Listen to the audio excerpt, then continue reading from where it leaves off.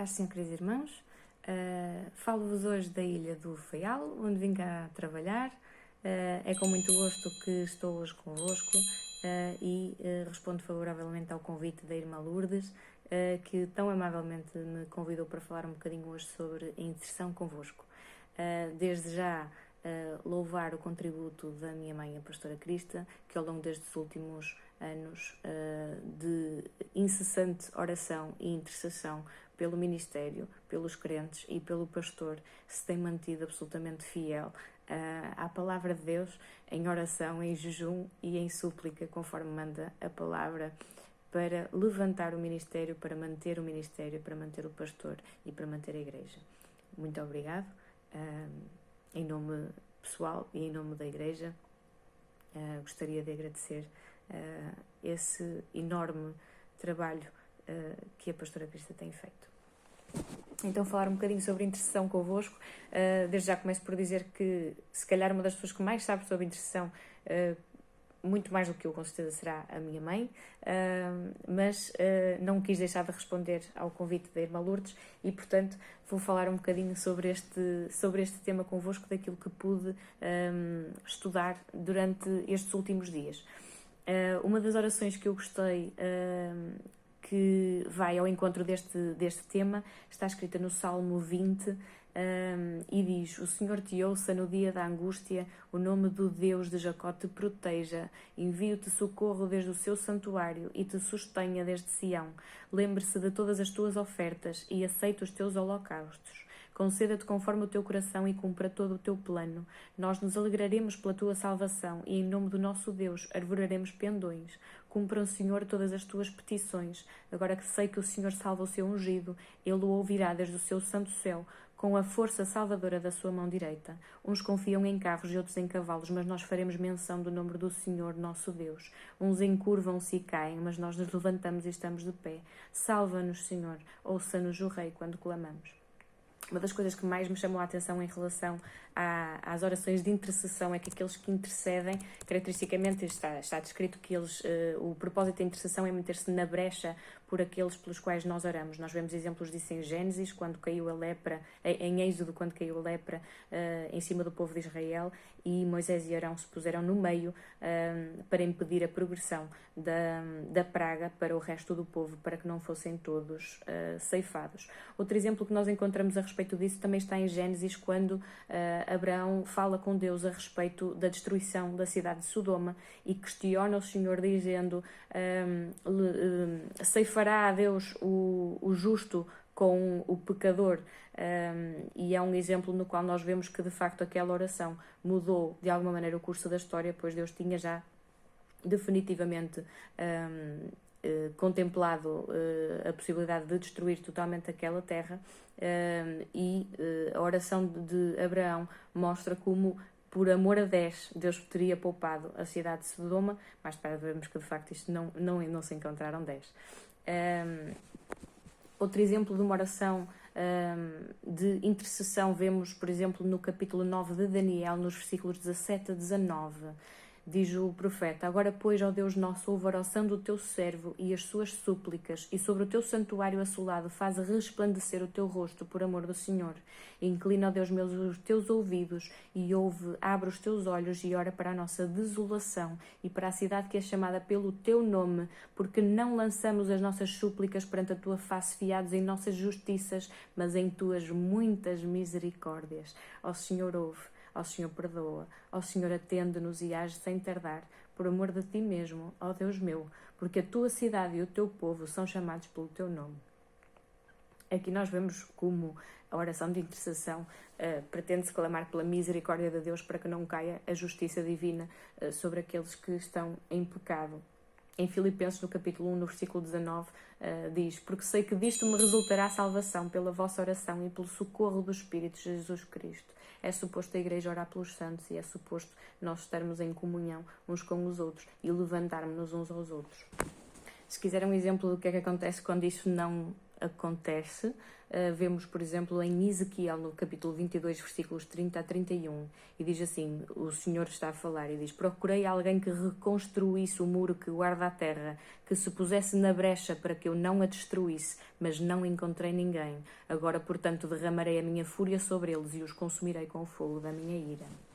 No livro de Neemias, no capítulo 1, no versículo 5 e 6, o profeta diz: ó Senhor Deus do céu, Deus grande e temível, que guardas o pacto e usas de misericórdia para com aqueles que te amam e guardam os teus mandamentos.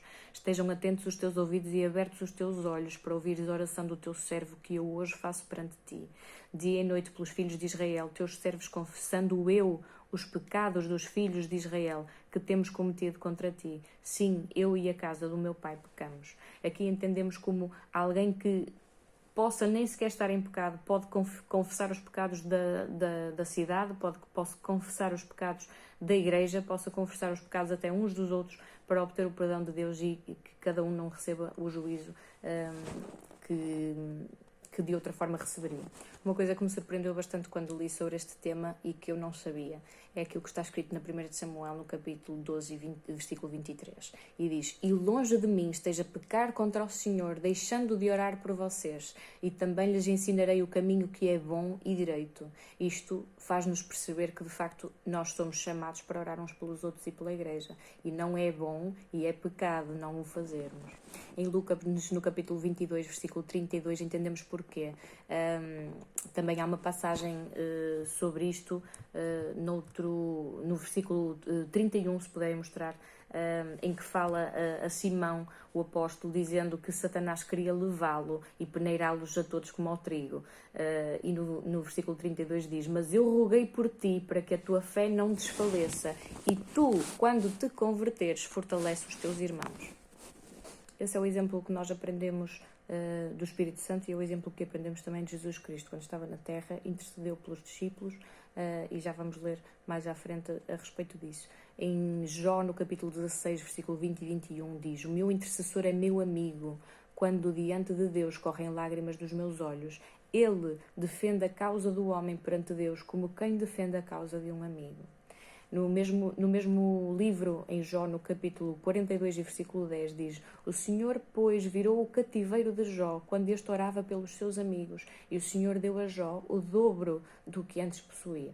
Oramos por aqueles que oram pelos seus amigos para que sejam restituídos de tudo aquilo que lhes foi roubado, em nome de Jesus. Então não só é bom e agradável que nós oremos pelos nossos irmãos, mas também é bom e agradável ao Senhor que nós oremos por aqueles que exercem autoridade. Em 1 Timóteo, no capítulo 2, versículos 1 e 2 diz: antes de tudo recomendo que se façam súplicas, orações, intercessões e ações de graças por todos os homens, pelos reis e por todos os que exercem autoridade, para que tenhamos uma vida tranquila e pacífica, com toda a piedade e dignidade. Quer dizer isto que quando nós não oramos por aqueles que exercem autoridade, nos colocamos a nós mesmos em risco e a eles também.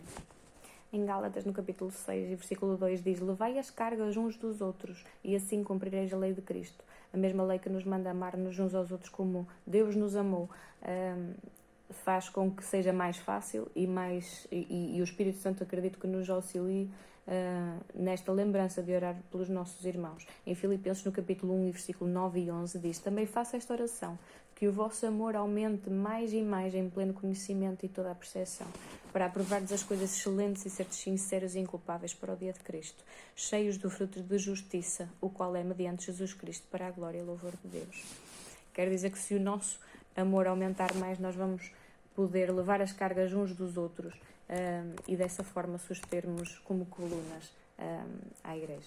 E porquê é que é suposto fazermos isto? Em 1 Tessalonicenses, no capítulo 1 e versículo 2 diz: enquanto vocês nos ajudam com as suas orações, assim muitos darão graças por nossa causa, pelo favor a nós concedido, em resposta às orações de muitos. Isto quer dizer que é suposto a igreja estar unida em oração para que todos possam ser edificados. Em Efésios, no capítulo 6, versículos 18 e 20, diz: orem no Espírito em todas as ocasiões, com toda oração e súplica, tendo isso em mente, estejam atentos em perseverança na oração por todos os santos. E orem também por mim, para que, quando eu falar, seja-me dada a mensagem, a fim de que destemidamente torne conhecido o mistério do Evangelho, pelo qual eu sou embaixador preso em correntes. Orem para que, permanecendo nele, eu fale com coragem, como me cumpre fazer.